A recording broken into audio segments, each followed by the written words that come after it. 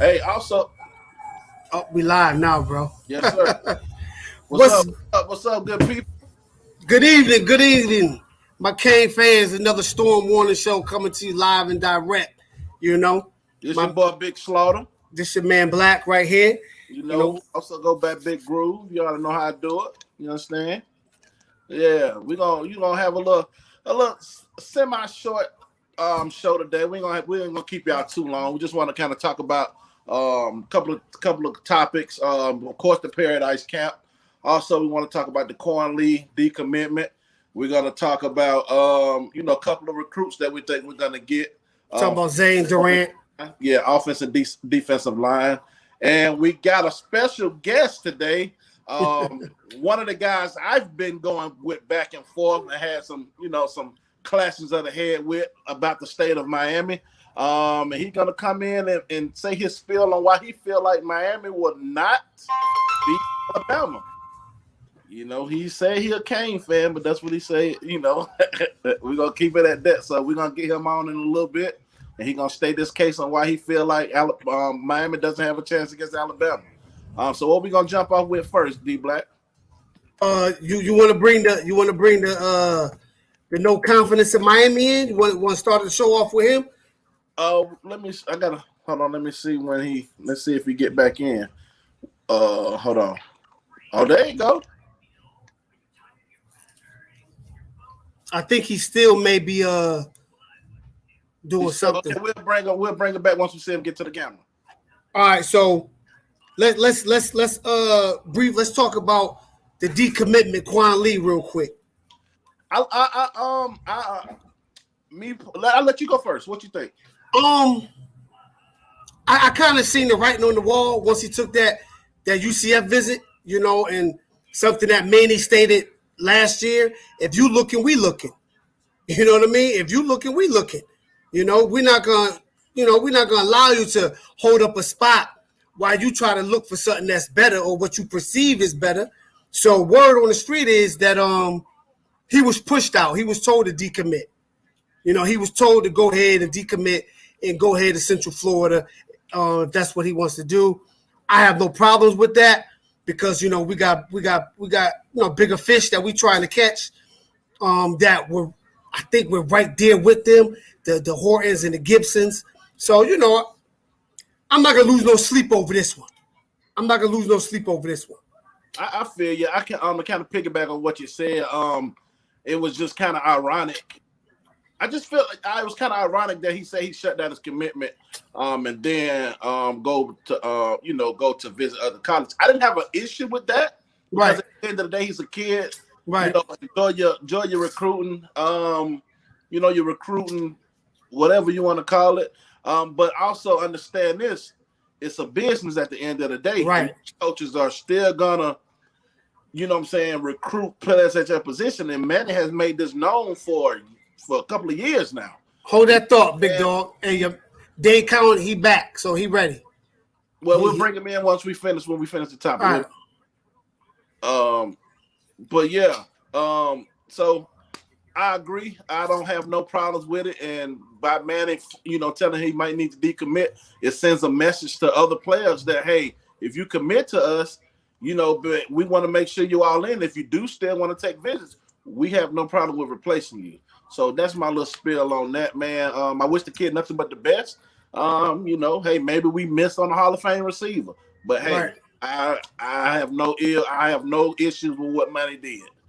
You know what I'm saying? So okay, if he back in, man, hold on. My Miami naysayer back in there. Hold on. Hit him up and tell him to click the link again because it just went off. So just tell him to hit the link again so he can get back in, and I'll let him back into the live show to hear his reasoning or why he think Miami doesn't stand a chance against Alabama. This should be good. Yeah, hold on. Let me see. Let me try to get him. So, family. So, Quan Lee, I like him. I do like him. You know what I'm saying? I do like him. But at the same token, it's about the program. Exactly. We no kid is above the program, and this class is about quantity, not You know what I'm saying? It's about quality, not quantity. Right. We are trying to get because we're only going to sign about 17 to 20 kids. All right, he back. Okay. Because we're looking up. Mr. Dade County. You live now, brother. Man. We chilling. Right, we chilling. We appreciate you. We appreciate you coming on the Storm Warning Show and to express to us your opinion and knowledge of why the University of Miami doesn't stand a chance against Alabama. You got the floor, champ. Go ahead. Speak your piece. Now hold up. Wait a minute. Wait. Hey, y'all can't listen to everything. You going in and out, champ. I ain't never say all that. I just said that. You going in and out. David being Miami Hurricanes. You going in and out, champ. You need to get in a spot where you can jump. It's looking very not in our favor to overcome this challenge due to the factors at hand. You know what I mean, folks? And what factors would that be?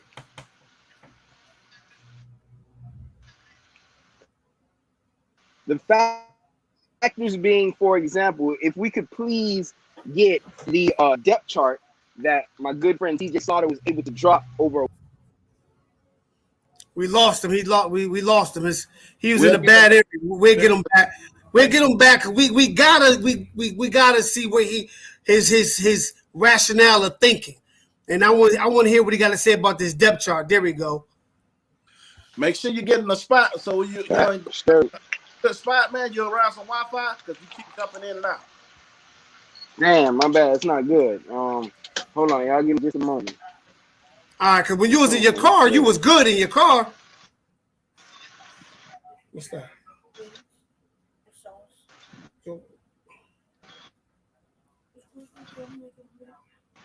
Wait, yeah, I'm going back to the car right now. Hold on one moment. Back. All right, we are 11. We are on 95th Street, folks. Miami Central Boulevard. And they're back in the car. No Bluetooth. You got to connect like this, huh? So, yeah, fellas, we are back, and we're back talking about the Miami Hurricanes. Excuse me, y'all. Miami Hurricanes versus the Alabama Crimson Tide. If we can pull up that depth chart that my good friend TJ Slaughter was able to give us last week, we will see the challenges at hand. And what challenges are that? What challenges are that? The challenge is, I'll say one thing before I get started. I'll say one thing is that if there's any time to beat Alabama, right now is the time to do it. With them breaking in a brand new O-line, bringing back only one starter, with them bringing in. Oh, don't try to soften your fall. I need you to get to your point. With them breaking in a brand new quarterback, right now would be the time. We want to hear your points. We don't want to you to soften the flow. Being realistic. Soften the flow about on the flow back. We want you to state your facts. That what you said. That why you feel right, so you want to get straight to the facts. I want to get straight to the facts on why you feel that. So 5 points. The facts are that Alabama's bringing in the number one player in the country. What the hell does that mean? Not the number one quarterback in the country. The number one player in the country. Okay. You want to do your research? We're going back. Down south. We're going this way. Yeah. Not down south, but we're going north. All right. Open up. Up this. You ready? Straight down. Bust it right. Thank you. All right. So, if you look at if you research history and you look at all of the players who are number one overall coming out of high school over the past 10, 15 years, you'll see that 75% of them were drafted in the first round. Okay, so who's the player? You know what I mean? So what are you talking about? What do you mean? We're talking about the quarterback. What's his name again? I forgot. The number one player in the country. His name doesn't even matter. What matters is he was the number one player in the country. Okay? You get what I'm saying? So talent will not be an issue. Are you talking about Bryce Young? You talking about Bryce Young? Correct. Okay. Do you know how many number one quarterbacks didn't do shit in college football? I just said, do you know how many number one players overall were drafted within the first 2 rounds over the last 15 years. All right. So you basing Alabama's success on that one player. So what's your other points? My point is that Lord, just a little bit, please. My point is that they got 5 stars lined up, ready to take their very first snap in college football against the University of Miami on September 4th. That's my point. Okay. Okay. But guess what? Hold on, D Black. Let me get him first. This is my guess. Let me get him first. So are you done with your points? Are you done? With what? With what you are you done with your points you was trying to make? So the point that I'm trying to make is that, as you're gonna say, experience is a major factor, which it is. Okay. You can't overcome experience. So you done with your point? However, you also can't overcome talent. Okay. There'll be mistakes made, but the talent may overshine that. Okay. All right. So we're gonna break down your first. I'm gonna break down your first point. You said that they're gonna win because they got Bryce Young and he was the #1 player in the country, and 75% of those players go to the first round. Okay. Right. Yeah, he was the #1 player in the country. Okay, whoop-de-doo. Right. But that doesn't mean anything when you're inexperienced. You're inexperienced for one. All right. You haven't had you didn't really have much game experience. And it's a lot different than high school and college. He ain't got he didn't have any live bullets coming at him during the spring game. So you don't know how he act under that pressure that man is gonna put on there.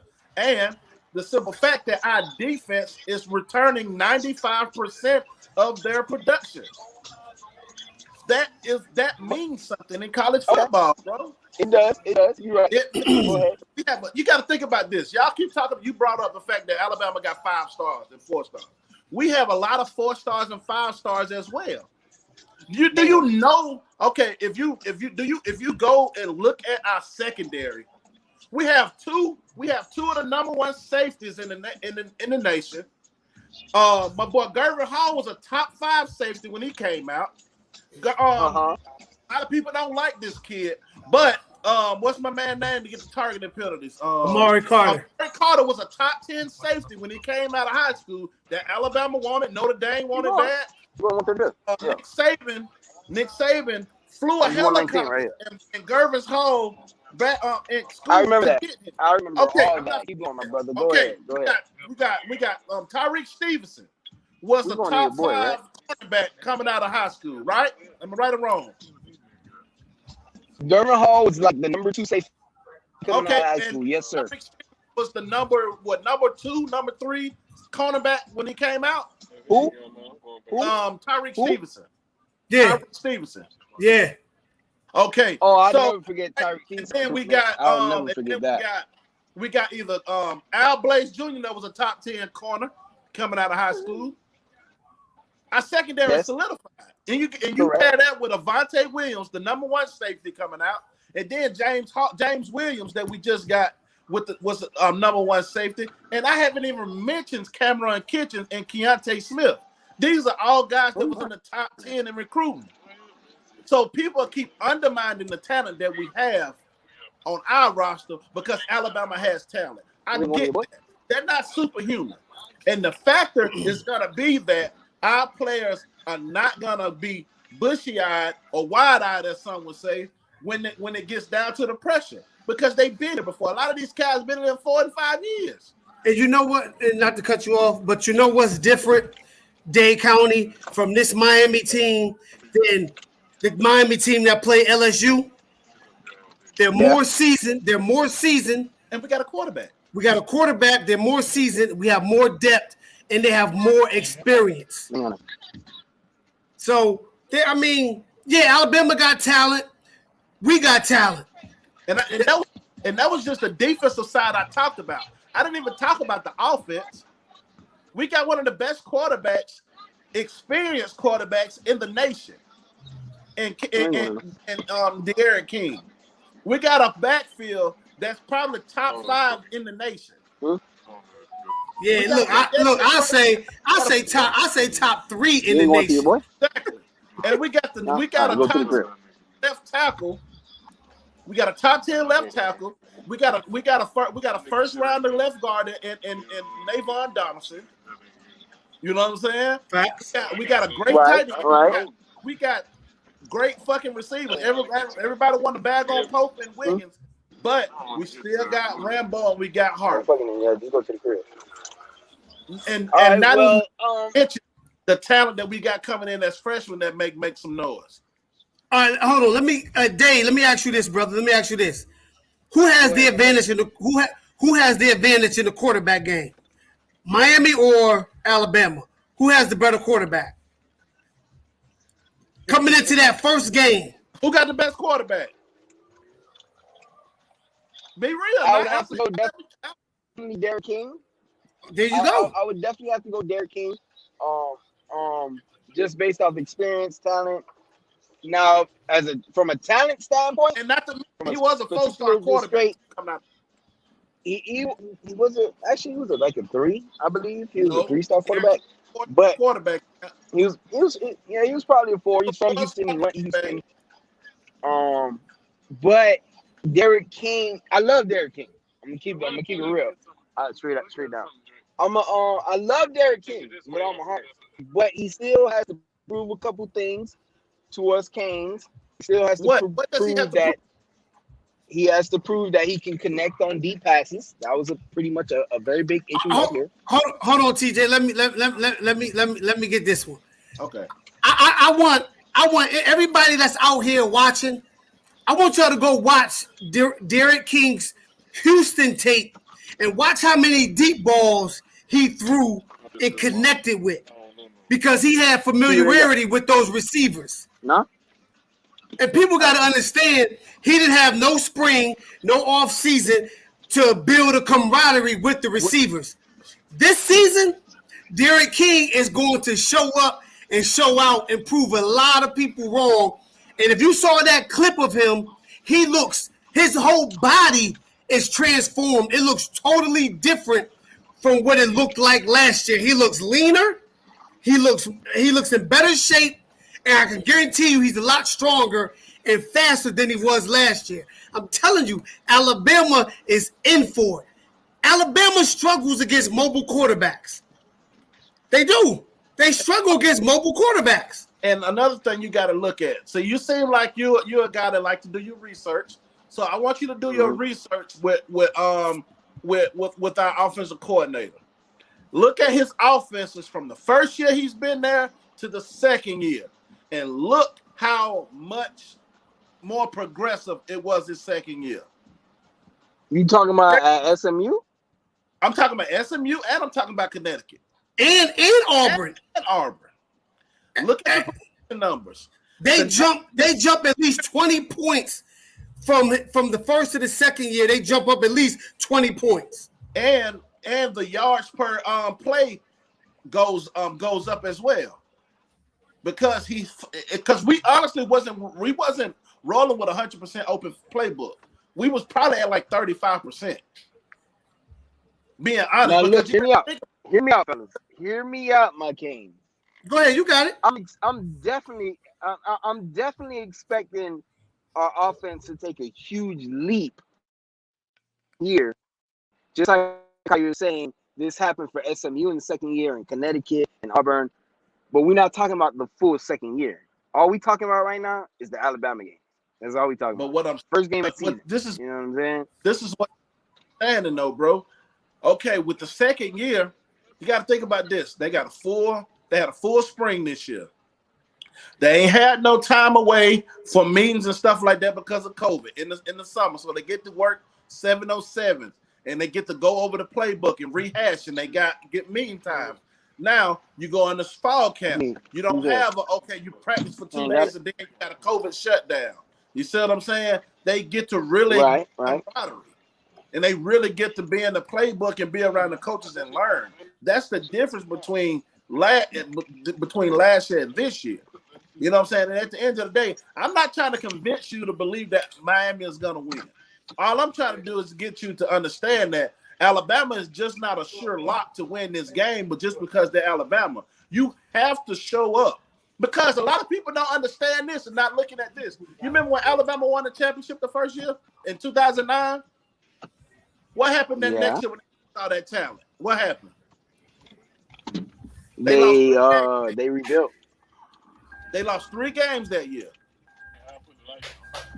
You feel what I'm saying? And if you look at it, Alabama hasn't had this type of drop-off in talent as far as replacing talent since 2010. That is correct. That is correct. I give you that. That's very true. But just keep in mind that what they're replacing that production with is a whole nother set of top tier talent. But with them replacing that talent, a lot of those young men, they've never been in a game like this where they had to be the starter and be counted upon to come through. Look, you see what I'm saying? They always had the other star to make the big plays, and they come in to sub for a couple plays. Exactly. You know what I'm saying? Now they gotta be the top dog, and you got a Miami team that's coming in, that's hungry, that's looking to make a statement to the world. And you got Alabama coming off a national title. They looking at Miami like, yo, come on, y'all Miami, y'all ain't what you used to be. Okay, keep sleeping. Let me ask you this. Was the 2001 Alabama team saying, Miami ain't nobody, man. Miami, man. Who they 2001 Alabama? You think the 2001 Alabama team was saying that?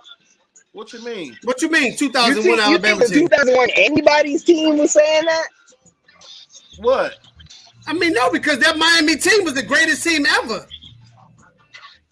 I mean, I wouldn't say that. I mean, I don't think nobody. It's a dead end. You got to turn around, really. Nobody was scared of that 2001 Miami team. You got to think as a college football player, in a top program, or they're not scared of they're not scared of no other team. Right. They're just gonna beat. They're not scared of them.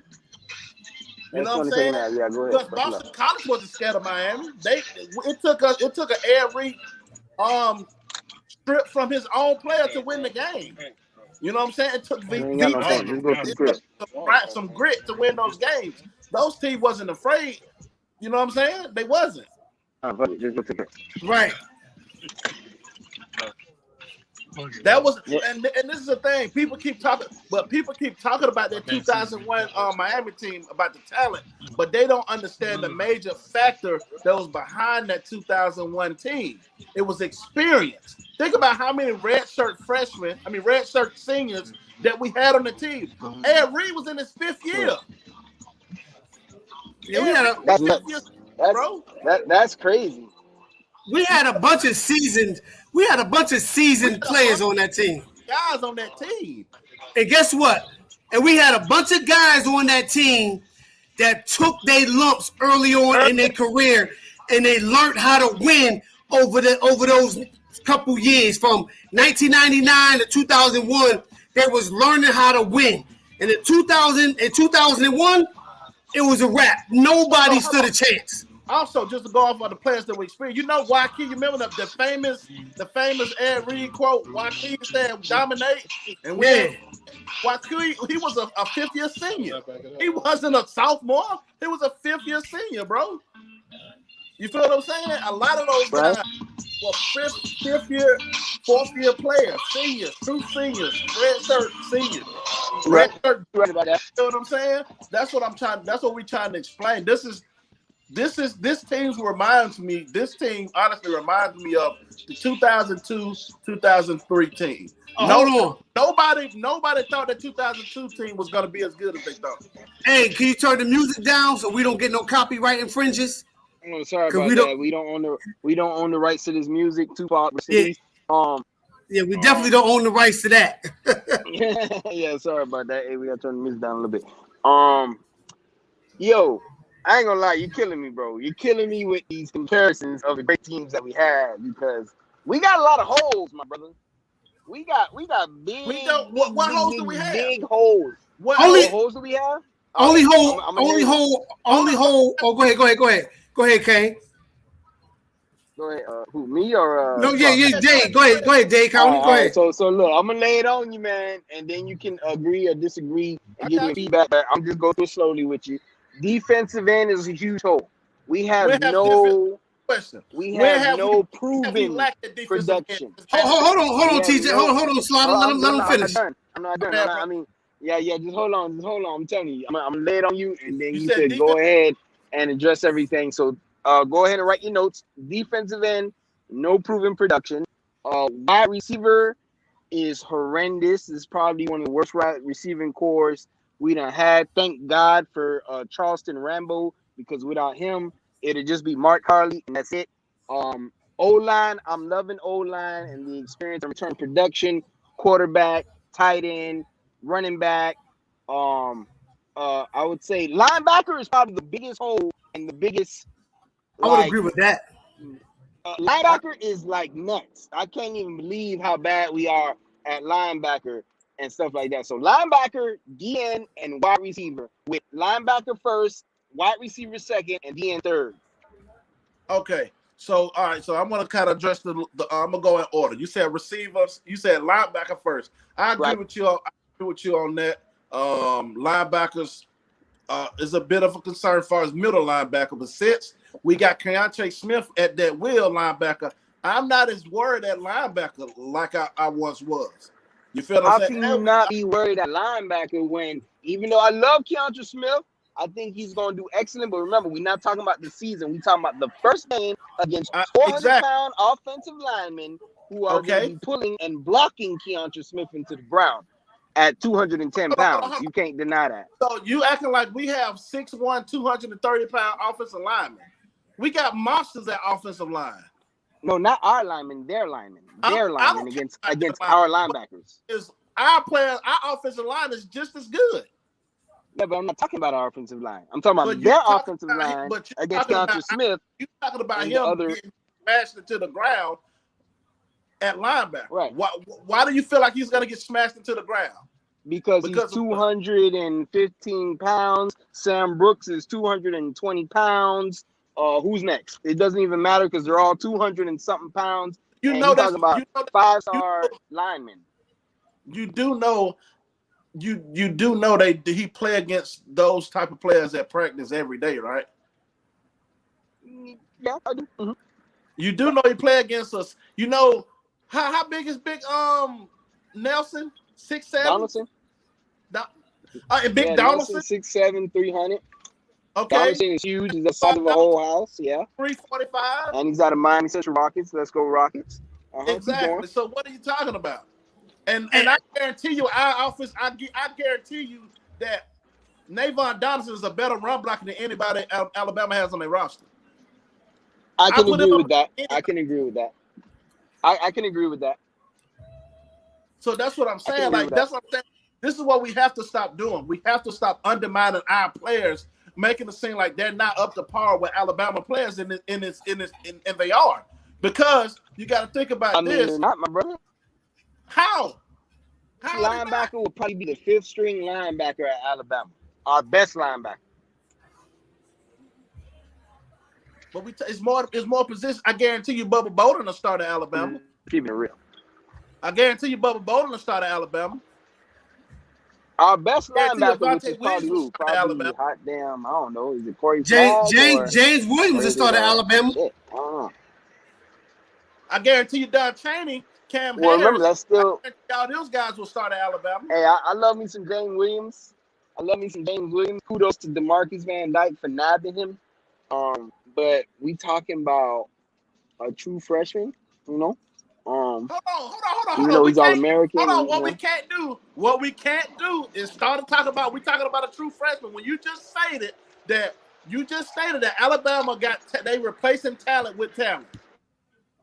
You know they're going to be starting like 3 or 4 true freshmen on offense, right? So what I mean by that, you know they're going to be starting two freshmen on defense, right?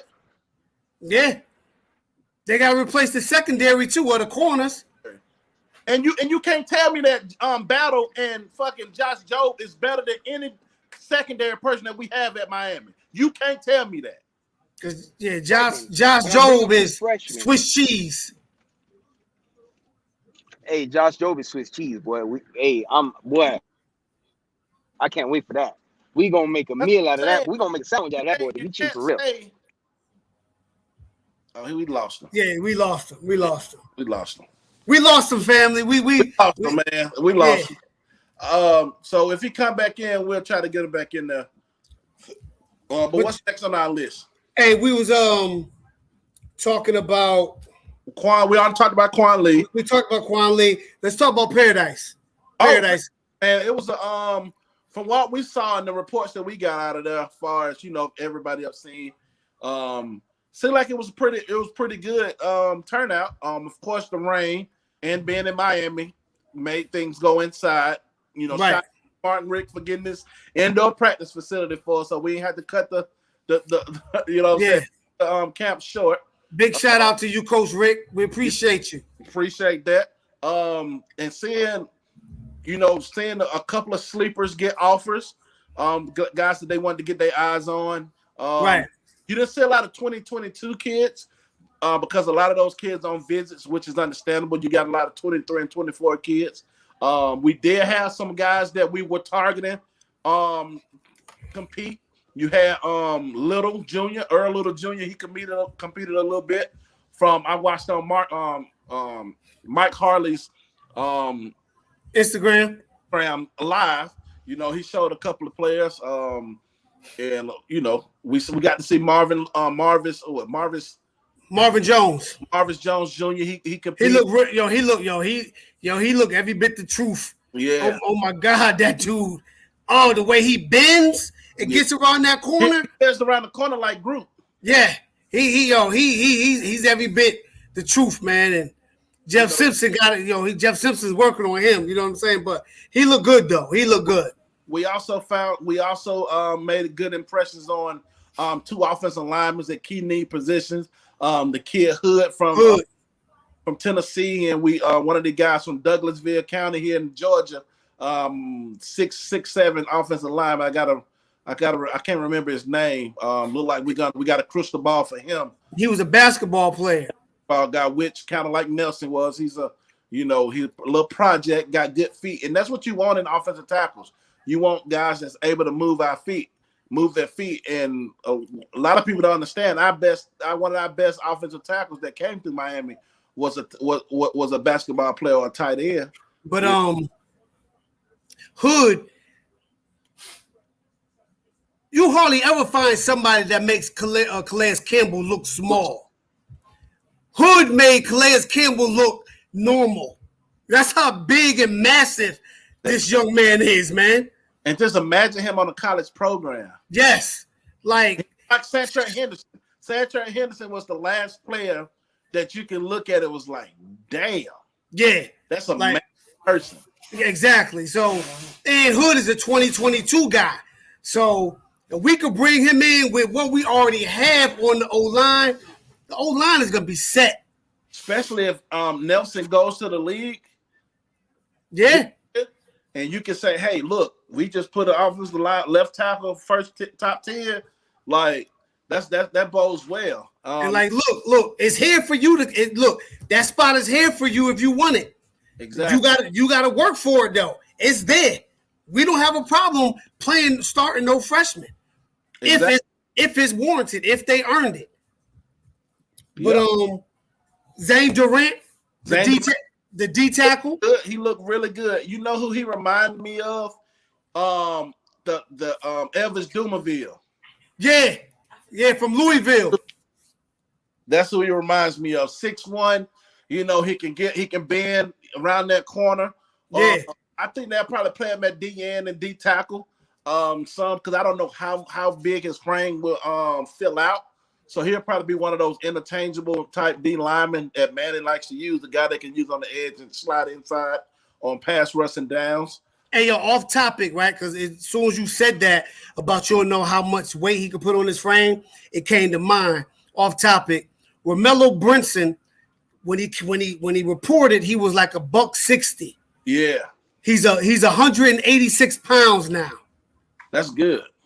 Hey, he's back. You want to let him back in? Yeah, we can. All right. Mr. Dave, you straight? You good? All right, I'm back. No distractions. I'm good. Yo, let me lay it on you right quick, man. All right, so we got a bunch of 5-stars that we about to suit up against, right? There will be mistakes made by these players. The lead act, the quarterback, especially the linemen, the audibles, the this, the that. There will be plenty of mistakes made by these young players.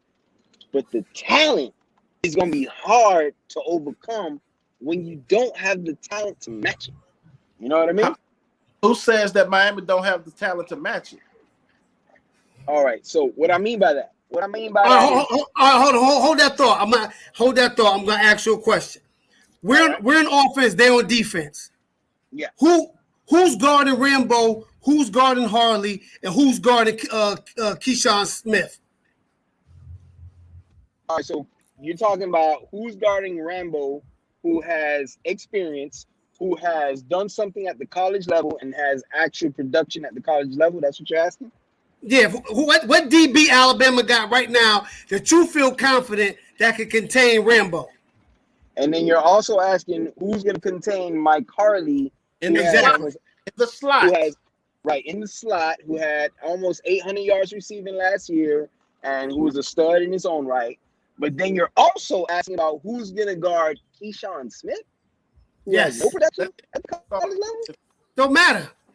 It don't matter. See, it don't matter that he don't have production because you're doing the same thing. See, you're talking about 5-star players who haven't touched the field, and you're saying we can't match that. So what I'm saying is we've seen Keyshawn Smith when he got in the game last year. He was always open. Always, he was always open. And he makes some good catches. So my thing is, you put Josh Jobe on him. Josh Jobe is, come on, man. He French toast, man. He French toast. Hey, Josh Jobe is French toast. Barbecue chicken. Yeah, barbecue chicken. Yeah, straight up barbecue, whatever you want it to be. Josh Jobe. Patrick, look. Who's gonna guard? So who's gonna check Rambo on the outside? Who you putting on Rambo? You gonna put the true freshman Kool-Aid? You gonna put Kool-Aid on him, McKenzie? You know he was the number one corner in the nation, right? 5-star, right? That's the 5-star cornerback Alabama guy. Right, exactly. 5-star number one corner in the nation. You gonna put that freshman on them? If I was Alabama, yeah. I'm putting the freshman on him. Okay, who you gonna put in the slot against Mike Harley? I'm putting Josh Jobe on Keyshawn on the other outside receiver, and I'm putting I don't know who would play the slot, but they had a freshman, they got a true sophomore that's gonna be in that part of play. Yeah, his name is DeMarco Helms. Yeah. He's from the Washington D.C. area. He went to DeMatha. He played for. So he was a stud. So yeah, he can play. Hold on, I got a question. Okay, so that's just the base three. That's just the base three receiver set. Right. Okay, so we go 4 wide, 5 wide. Then what? So you got to bring Battle down. So Battle's gonna be Battle's a stud, boy. Battle is a stud. Battle ain't Capital, nothing. all caps. He's not better than Bubba Bolden or Avonte Smith. He's not. Avonte Williams was the number one safety in the country. Yeah. When he came out, Avonte Williams was the number one safety in the country. He is a baller. He hits very hard. My only issue that I saw in the spring game with him is that he needs to wrap up. Outside of wrapping up, he got, he's better than Gervin Hall at this stage right now. Gervin Hall, who was damn near a 5-star player himself, is a bust. He's not a bust. Embarrassed more times than Gervin Hall is not a bust. He's a bust. If I put up the stats, nah, he's a bust. Gervin Hall has more tackles, and more pass breakups, and more than Battle. Nah, he's not a bust. You on that? I really do. He has more tackles, more solo tackles than Battle. I posted those stats, and nobody wanted to answer whose stats was the best. Because when I put Al Blaze numbers up against Josh Jobe's, Al Blaze Jr. numbers was way better than Josh Jobe's stats. But nobody wants to get Al Blades his roses. Al Blades can ball. You know, Al Blades can ball. I'm not even thinking about last year. Last year, Corey Couch. And Corey Couch is a preseason All-A. But I love Corey Couch. Right. I love Corey Couch, man. Corey Couch is a dog. What's up, little chick? Corey Couch is a dog. I love that kid. He's a believer out of me. I don't doubt him. I love Al Blades. Al Blades is a stud. He gets beat every once in a while, but that's to be. That's the game. Yeah, that's the game. If you haven't get beat at corner, you ain't doing shit. Yeah. But talk about get beat. Like I said, Josh Jobe got bombed on all year. Every game. He was getting fricasseed out there. Put him on the grill. He was getting fried. He was getting fried out there every week. Yeah. Is he back? Yeah. Hold on. You good? You good, Dave? Yo. You in there? Perfect. Yeah. All right, so DJ Ivy, I'm not gonna cut it at all. His numbers better. This is what y'all understand. Go look at his numbers. Is a bust, man. Go look at his numbers. Y'all keep calling these players bust, but look at the numbers. Go look at the numbers. And you know, to Gervin Hall's defense, I can guarantee you that if I look at the numbers right now, he's probably had no more than 2 interceptions in 4 years that he's been here. And you hold on. Josh Jobe got 1 interception in 3 years. So what? But we both agree that Josh Jobe is a bust. Right now, we're disagreeing that Gervin Hall is a bust. Pick. They're predicting Josh Jobe to be a first-round draft pick. Fuck no. Hopefully, my Dolphins don't take that gamble. Hell no.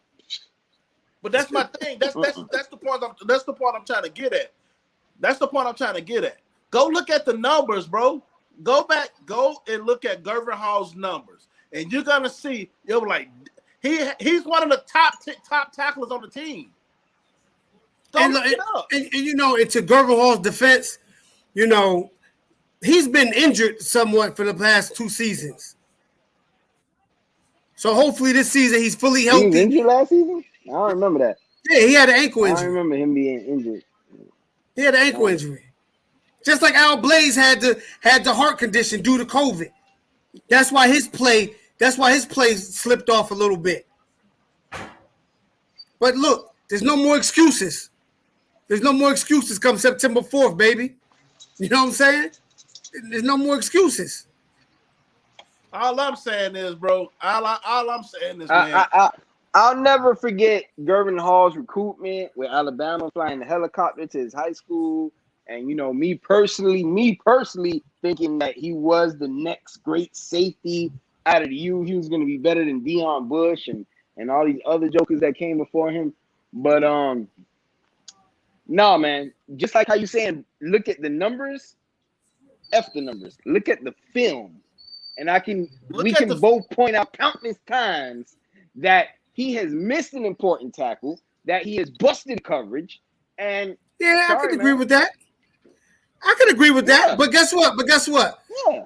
If you play the game long enough, you're gonna miss a tackle. You're gonna blow an assignment. Like what did T-Rob say? Hold on. What did T-Rob say in one of his first 2 press conferences when he talked about the cornerback position? He said, if you never get beat, you're a corner that never played. Yeah, he said, I don't want no corners that ain't never been beat. See what I'm saying? He said, I don't want no corners that never been beat. But he said, if you continue to get beat with my coaching, then it's a problem. True. So let's see what that thing look like come September 4th. And this is what I think my man Dave, what you I think you may be forgetting. The secret, the what you call it, the little hidden gem we have is Coach Shoot. See, that's that hidden gem that we got. Exactly. Coach who? Coach Shoot. Coach Shoot, the D coordinator for Mississippi State, that he was in Michigan last year. Yeah, Bob Shoot. Okay, yeah. He's that. He's Okay. that X factor. See, he's the cat that's in Manny's ear. Like, look, we can't expect to win by running this defense here. Same principles apply, but we got to be a little different. And like my man Slaughter said, a lot of the players are talking about how they love this defense, how it's a little different. See, we're going to come out and throw different wrinkles because we got so many athletes that we can put in the back end. And when you got all that speed back there, it covers up a lot. Hold on, D Black. Not you said how much talent we got. You said how much talent we can put in on the back end, and also how many good tacklers we can put out on the field. Right. We got a lot of good tacklers at safety. Like who you got? We got yes. We got Gervin Hall, Bubba Bolden, Cam Kitchens, James Williams, Keyshawn Smith. That's 5 right there. Abe Fyerson was probably the MVP on the Wait. Gilbert Fyerson. How can you include Keyshawn Smith in that group though? What you mean? He made big tackles last year. And dude, he was a 4-star coming out of high school in South Dade. Like, he's not garbage. He's all right. He's cool. No, I would never expect him to be a starter at the U, but he's all right. Why wouldn't he? He don't come to the he comes at the play. Keontae Smith is not a bum player. He's not on one really good hit in the spring game, but outside of that, what have we really seen? I mean, look, I've seen him play. I seen him play physical. I seen him play tough in the games he got in. Like, bro, guess what? Nobody knew some of our great players were going to be what they were until they got in the game and became starters. I just said, Eric, true. If you're a senior, man, that should tell you something. True, but I mean, nobody thought Michael Jackson was going to be at Miami. I feel you. Look, we all football guys here. Michael Jackson. Yeah, nobody thought Michael Jackson was gonna ever play DB for the University of Miami. You said Michael Jackson. Yeah, Mike Jackson. And look, Michael Jackson, Mike Jackson is a product of hot damn Mike Rump. All right. Yeah, Mike Rump developed him. Yeah, Mike Rump developed him into a baller.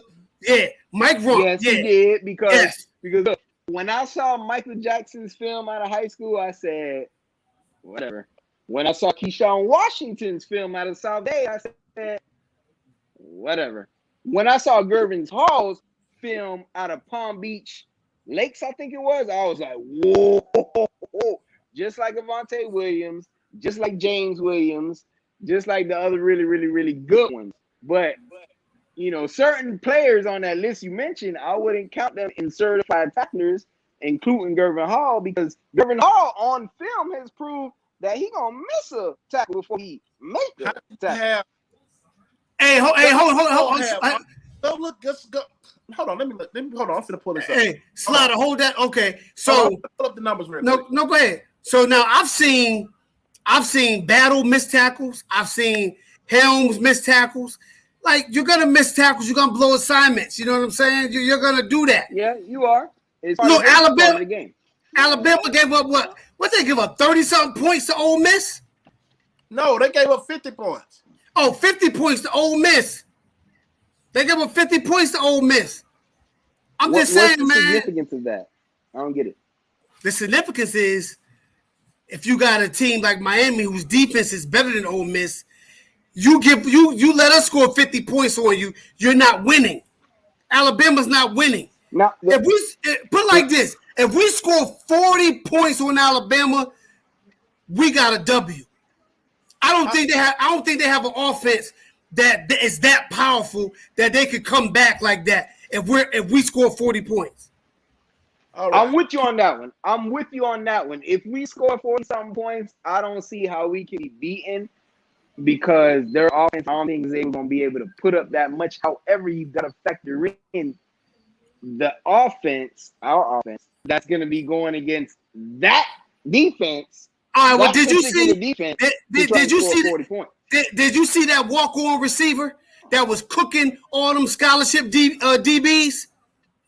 The walk-on wide receiver at Alabama that was roasting all they DBs. Every last one. They 5-star, 4 stars. He was roasting them all. And he went to the transfer portal, and now he's at Jackson State, the receiver. Did you see that video that came out? The walk-on. Yeah, he's a walk-on wide receiver, and he's roasting every DB they got on their roster. Roasting them. Every last one. Who is that? He posted it.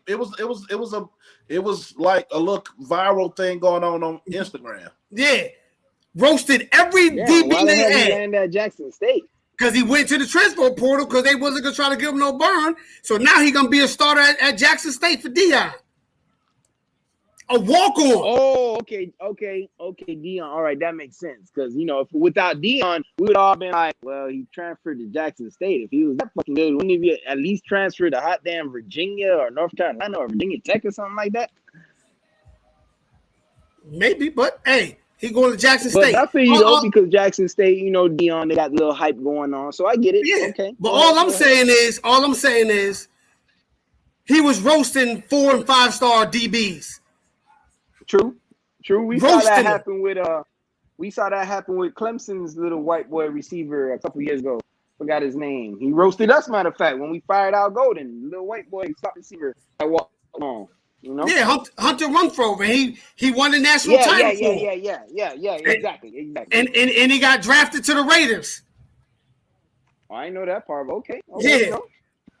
So all I'm saying is this. Come September 4th, Alabama better not come out there thinking that this is going to be an easy win. They better be ready to ball. All right, so I looked at Gervin Hall stats. He's played a total of 62 games at Miami. No, hold on. He played a total of not 62 games. 21 games at Miami. He's played 21 games in 3 years, right? He has 117 tackles and 5 sacks. Okay. Those are good how many numbers. picks? That is great numbers for a safety with a defensive line that's been a defensive line and linebacker core that's been very dominant that Miami has had. You got to factor in tackles for loss. You got to tackle in sacks, all that shit that we've been accruing as a team. And he has 170 tackles in 21 games. So that's some pretty good fucking stats. And he got 1 interception. 1 interception is what you're telling me. Just 1. At safety. He's a safety now. He's a safety. Hey, how many interceptions did Pat Surtain have last year? I think 3, maybe? Yeah, 3. 3, and he went top 10. Right. 3 interceptions. How many did he have for his career? Look that up for me, 3 Big Slaughter. interceptions in 1 year versus 1 interception in 4 years. You comparing a corner to a safety, though. Right. And Surtain played more than 1 year, though. He played more than 1 year. Gervin Hall played like the last 4 years for us. No, he didn't. He only played Pat Surtain. Gervin Hall only played 21 games. Gervin Hall been our starter for the last 2 years. Guaranteed. What is that? Guaranteed. When? Career interception. Oh, Pat Surtain only got 4 interceptions for his career. Last year. He had 1 interception last year. 4 for his career. Right. But Alabama DBs are so great. J.C. Horn had a better career than that from South Carolina. Hold on. JC Horn, yeah. Hey. Hold on. Go ahead. All right. Okay. Let me look at Al Blaze numbers. Yeah. Al Blaze Jr. And I'm a big fan of Al Blaze. I got my statistician over here. Hey, Nasor, look up Al Blaze Jr. I need his career interceptions. He got 4 interceptions. Not bad. He got 4 interceptions. Not bad for 2.5 years. And he got 7 pass deflections last year, 6 the year before. He only played special teams his freshman year. So in 2 years, Al Blaze had 35 tackles his sophomore year, 29 tackles his junior year. He only played 8 games. 2 interceptions. Right. That's good numbers. And that's good numbers. That's what I'm saying. But our players don't numbers. Get hype. The Alabama players hype. Exactly. Our players don't get that respect. Now, if Al Blaze was at Alabama, they'd be blowing him up. Talking about, oh, he got great ball skills. He's one of the best cover corners in the country. Games and all this stuff. Bro. That's what I'm saying.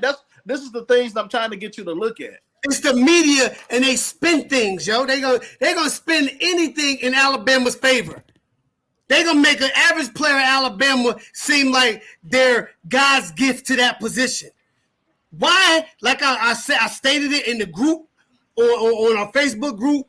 Alabama, up until this year, never had a Pro Bowl corner since 1949, 1950, until Marlon Humphreys from Baltimore got all pro this past year.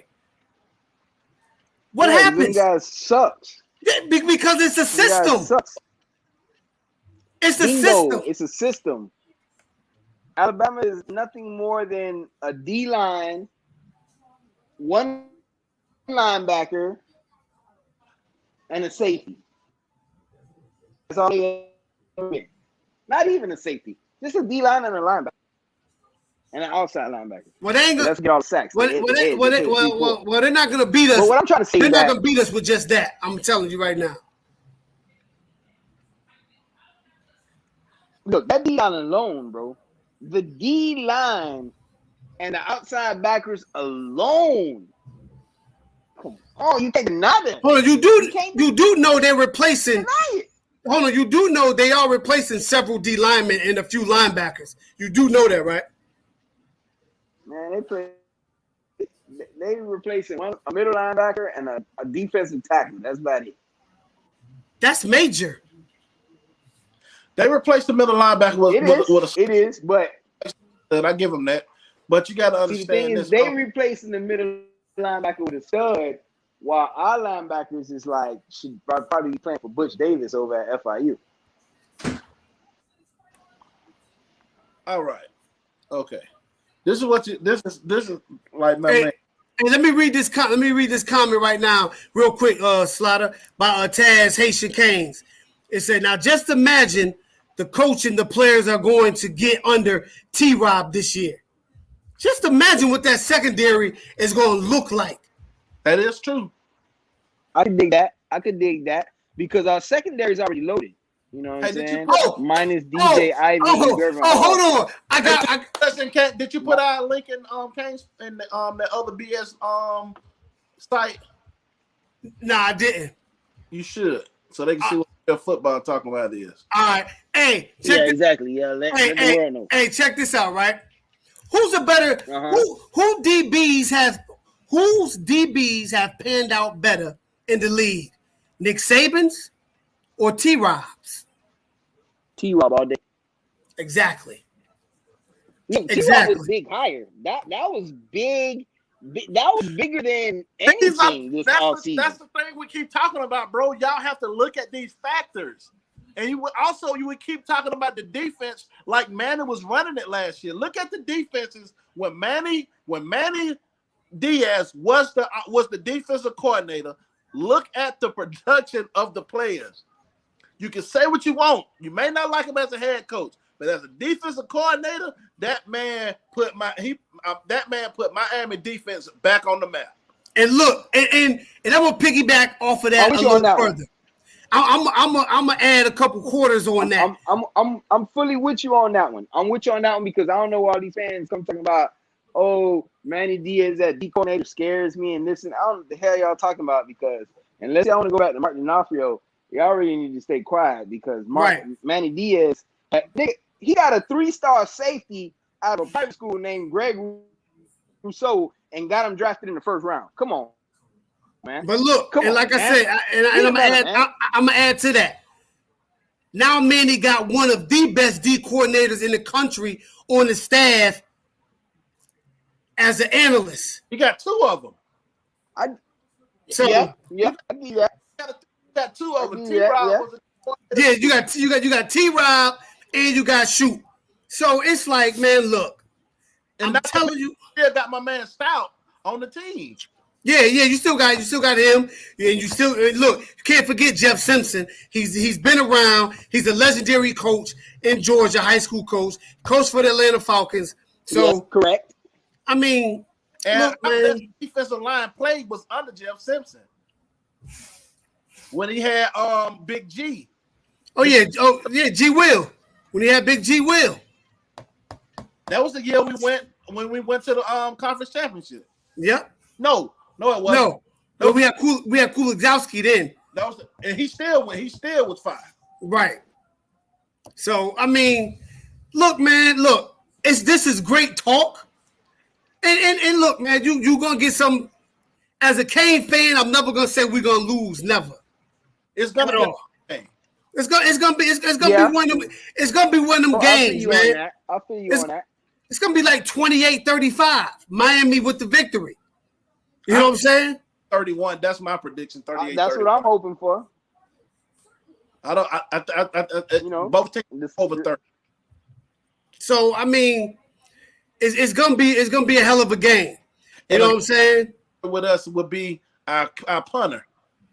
I'm not worried about us having a messed up punt game. You know what I'm saying? We're gonna play field position. Because we got the best punter in college football, yes, sir.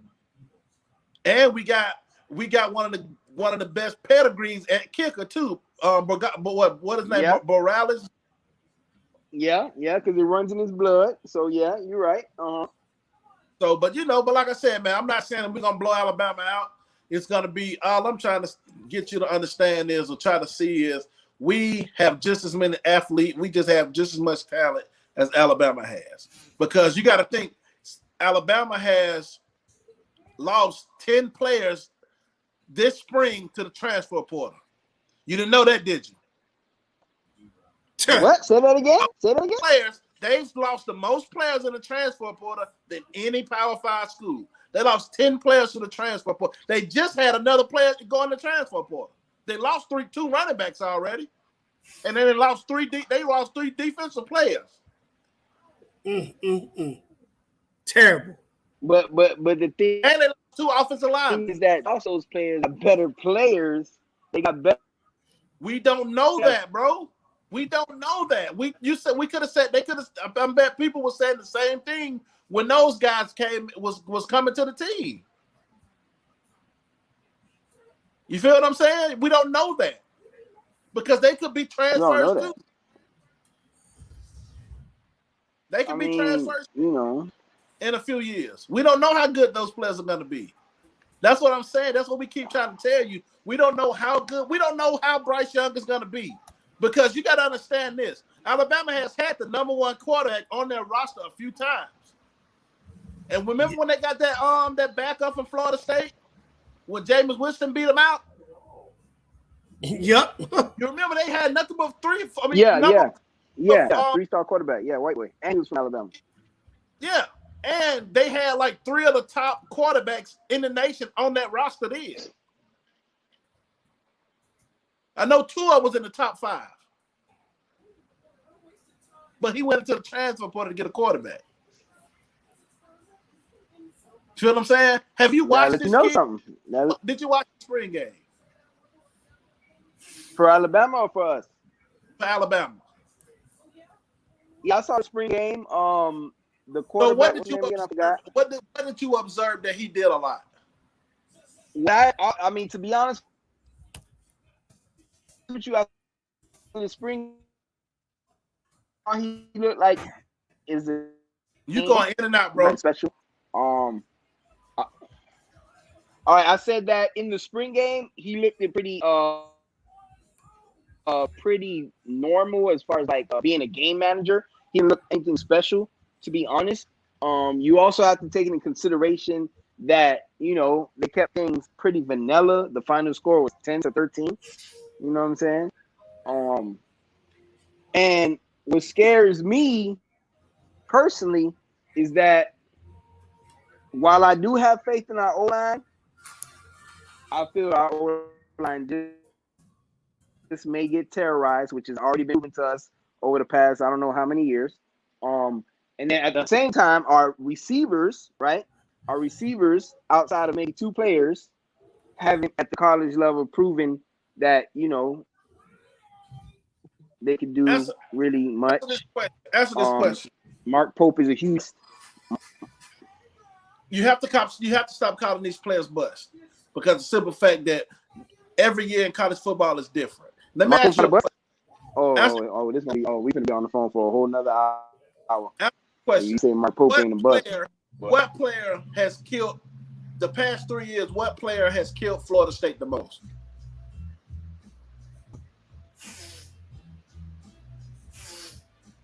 The past 3 years? Yes. Who? Malik Rozier? Yeah. No. The past 3 years, what player has terrorized Florida State the most? Don't say Mark Pope, bro. Please. D. Wiggins. D. Wiggins. I'm done. Go look it up. I'm not lying. Go look at the games. I'm done. He just said D. Wiggins. Who that guy is? And y'all just reminded me. Go look it up, bro. He's averaging 2 touchdowns every year we play Florida State. Yeah, D. Wiggins has been. He's terrorizing Florida State. He's been killing them dudes, yo. He's been really killing them dudes. When we made that major comeback, bring up D. Wiggins again. Ever. Hold on. All right. When we made after the bowl game, that comeback. After the spring game. After remember, you're only good as the last game. What have you done for me lately? So what did he do in the spring game and the bowl game? What did he do in the spring game? He dropped a wide open pass like he did in the free. He dropped one pass. Wide open pass in the spring game. He dropped one fucking pass. He's a receiver. I could throw that same pass. So you mean answer this question? So Jerry Rice caught every pass he's ever thrown to him? Has Jerry Rice ever dropped the pass in an NFL game? Yep. So what are you talking about? His rookie year, they was calling NFL. Hey, they was calling him a bust. Julio Jones. How many passes have Julio Jones? I've seen Julio Jones drop fucking screen passes that would have went for 90 yards at Alabama. I'm so glad you said that. Because D. Wiggins dropped the easiest pass in history that would have won us the game against Oklahoma State. Dog, how many players drop passes, bro? That y'all, this is the thing. This is the shit that frustrates me. Y'all harp on one fucking play, then undermine the other plays that led to a team's demise. Don't do it, my brother. Don't do it, my brother. Please about? don't do it. So who won the game? D. Wiggins, bro. Who won the game against Virginia Tech? Are we playing Virginia Tech or are we playing Alabama? Who won the game against Virginia Tech? Answer the question. Who made the game-winning catch? Mark Pope. Was it Pope? Mark Pope. Okay. Yeah, it was Mark Pope. The game before that, who made the game-winning touchdown? D. Wiggins. So what are y'all talking about, bro? Y'all acting like these kids have never made. You want to know what we talking about? What we talking about? Everybody we drops can passes, put a poll bro. to this. Everybody drops passes. What we talking about is if the game on the line, right? If the game is on the line, is 4th and 30. We need a fucking touchdown and save the fuck. We don't even need a touchdown. We just need a first down to get in field goal range, and that's all we need. And you tell me the ball's in the air, and we going to D. Wiggins. You gonna put your hard-earned dollars to bet that he gonna make the catch? Yes, it's a 50-50 chance. I'm a bet on red. Hey, let me ask you this. I was trying to talking about D. Wiggins. Answer this question. Do you feel like Allen Hearn was a great receiver at Miami? He was a good receiver at Miami. Not a great, a good. Okay. Do you know who lost the game against Florida State when we was at Florida State? Who lost that game? Darrell Langham. No. Allen You Hearn. said who won the Florida State game? No, he said who lost? Who lost the Florida State game? When we played when Ja'Cory Harris was there. Who lost that game for us?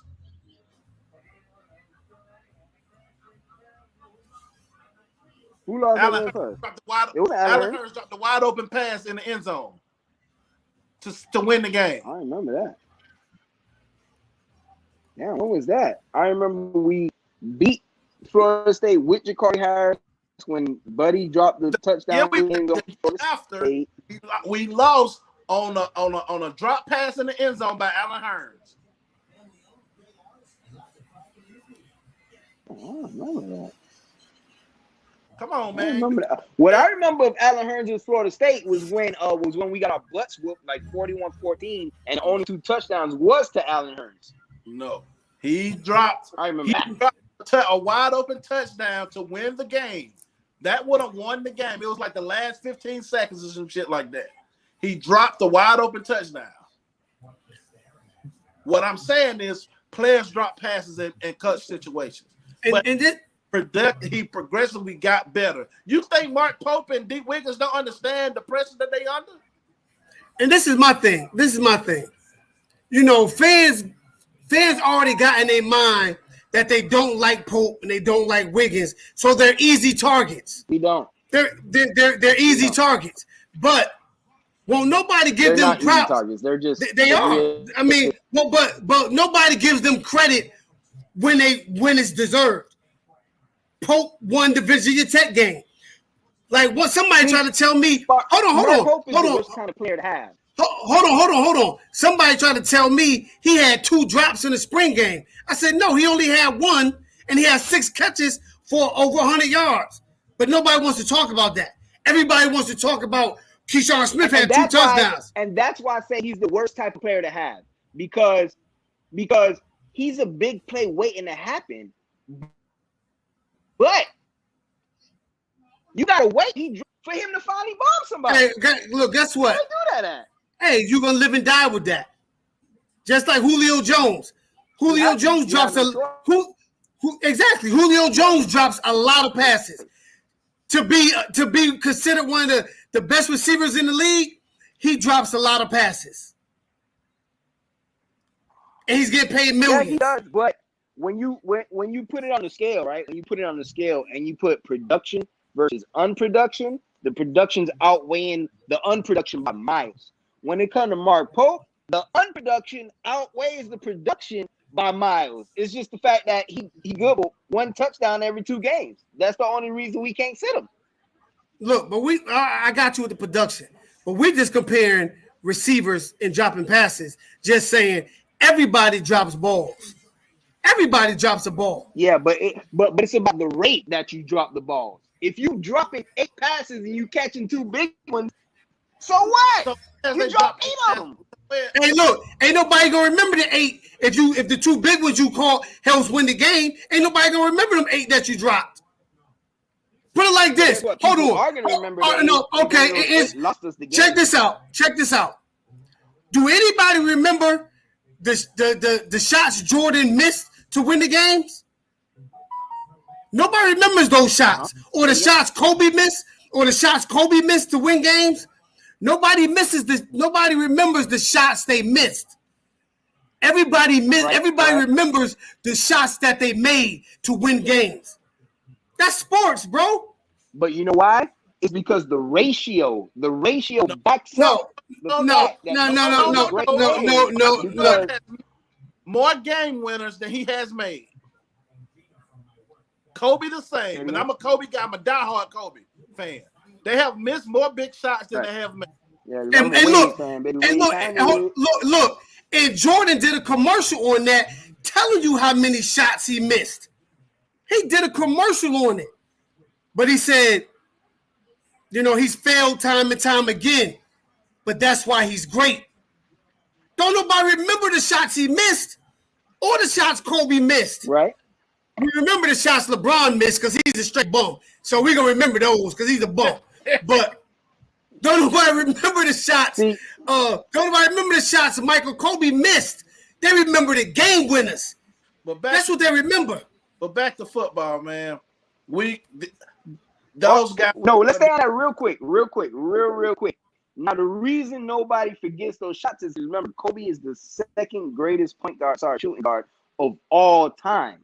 What separates him from the third and the fourth and the fifth greatest shooting guard of all time is the percentage of his clutch shots going in versus the shots not going in. Okay, let's take players. Let's take Jordan and Kobe out.